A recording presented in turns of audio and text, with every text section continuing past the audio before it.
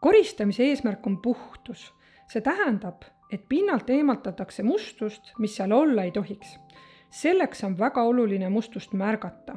Oluline on vaadata ruumide väljanägemist kasutaja vaatenurgast. Näiteks, kui puhastusteenindaja teeb oma tööd seljaga ukse suunas, siis klient kasutab ruumi vastupidises suunas. Nii näeb klient hoopis teisi mustuseid ning teiselt kõrguselt. Puhastusteenindajal on abiks oskus vaadata ruumi kliendi silmadega. Mustuse märkamist mõjutab ka erinev valgus ja valguse langemise nurk.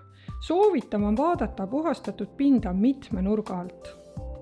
Oluline on keskenduda tulemuspõhisele koristusele ehk eemaldada mustust, mis pinnal olla ei tohiks.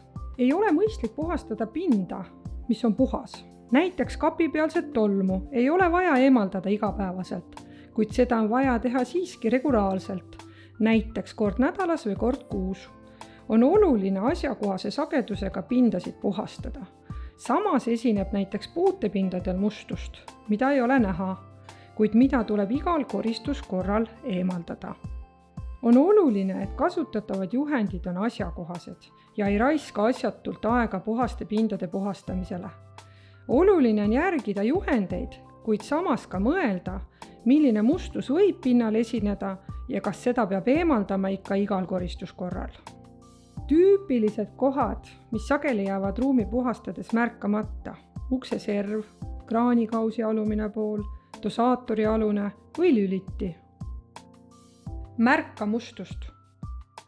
Puhasta seda, mis on must. Oluline on tulemus, mitte tegevus.